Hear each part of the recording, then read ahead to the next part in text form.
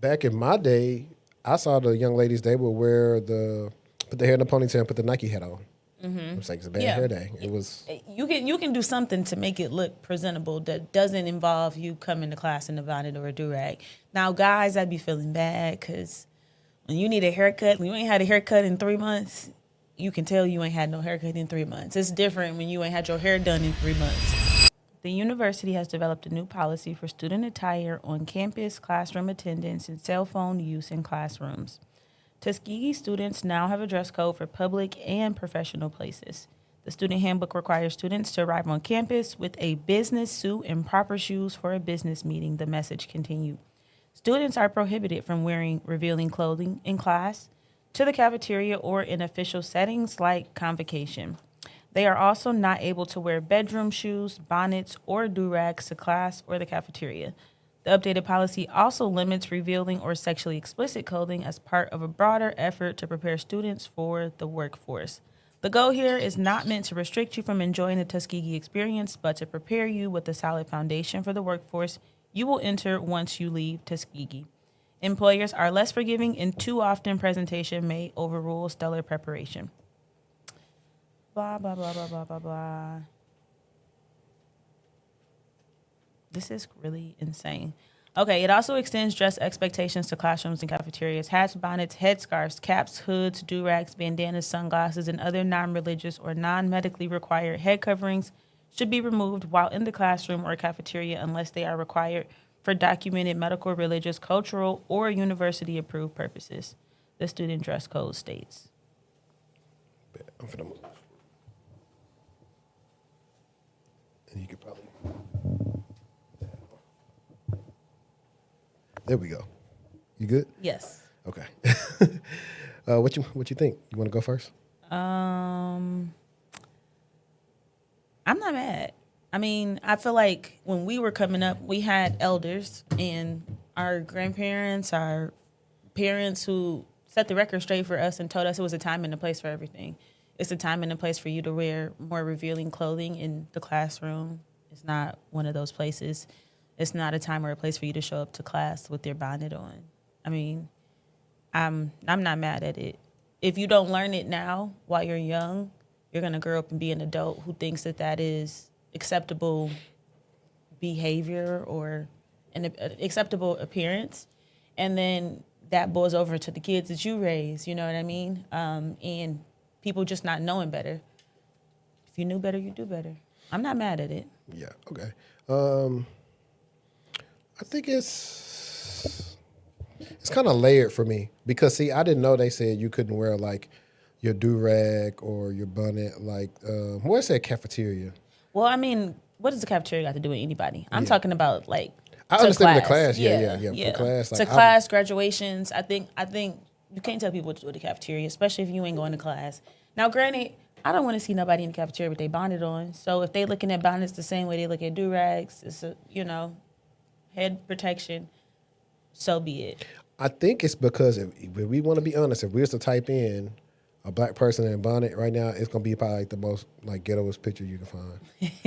Somebody like posted that other day of somebody in a bonnet and whatever she had on.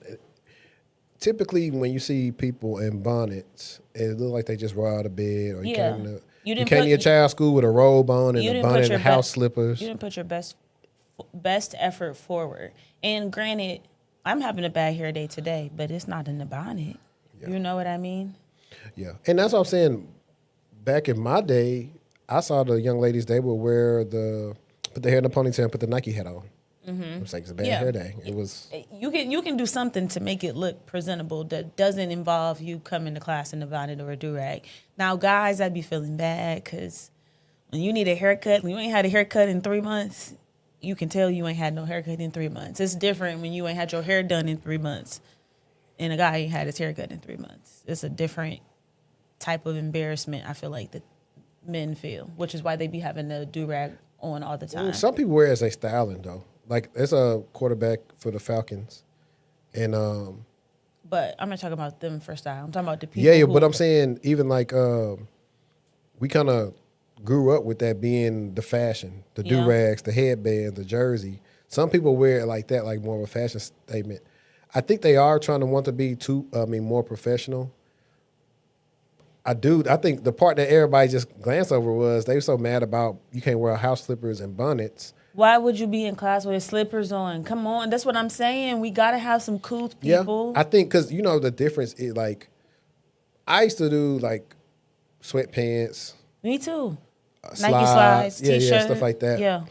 But never house shoes. Never gave house shoes. Never gave bonnet. And but the biggest one that people pajamas. They said they need to wear suits. Do you remember the suits was a reach? The suits was a reach. But I mean, like, do you have a presentation? You know what I mean? Is it because if you have a presentation, you should be dressing up? You know. But like on Coach Carter and remember the Titans? We was talking about that. All he wanted them to do was get a little.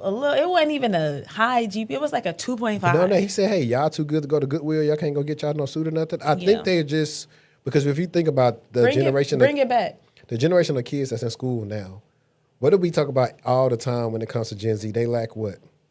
Professional skills. So they are trying to help them because they know they're going to put them in a job market that's unforgiving. Mm-hmm. And they are trying to, like, a lot of people are getting mad and pressed about it. I seen one guy saying, people don't know about this if you never went to school and yada, yada, yada. But no. And also people are doing the whole PWI, HBCU thing. It really don't matter because if you go back to when our grandparents, when they was coming up, them people had on suits. The ladies came out presentable. Every day. And a lot business casual was the thing for sure. And then a lot of people's argument is always, well, white people do this and that. I'm like, listen, the way we were dressing back then, it had nothing to do with white people. We took care of ourselves. Yeah. We went out and looked right.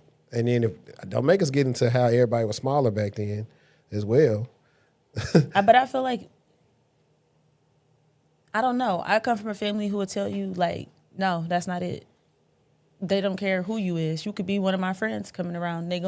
No, that's inappropriate. I think it's the same thing. Like, it takes a village. It takes a village. It's the same thing how people say, hey, no sagging pants. We don't want you sagging. Exactly. It takes a village. It takes somebody who cares about you to tell you that that's not the right time or place for that. We're not saying you can't ever wear it. Just don't wear it to class. Exactly. So if y'all still with us right now and you are in the chat, let us know how you feel about bonnets and house slippers and everything else. Like, if you black, you already know, like, by the time that camera cut on for that interview, you already been judged. So you just want to learn how to be presentable. I mean, it's just the world we live in. Then you'll be mad if they didn't prepare you for a professional workplace, and you're like, well, at school, they let us wear this to the interview. I wore this. And people do treat you by how you look. Mm-hmm. They'll treat you better. I see what people wear to interviews all the time.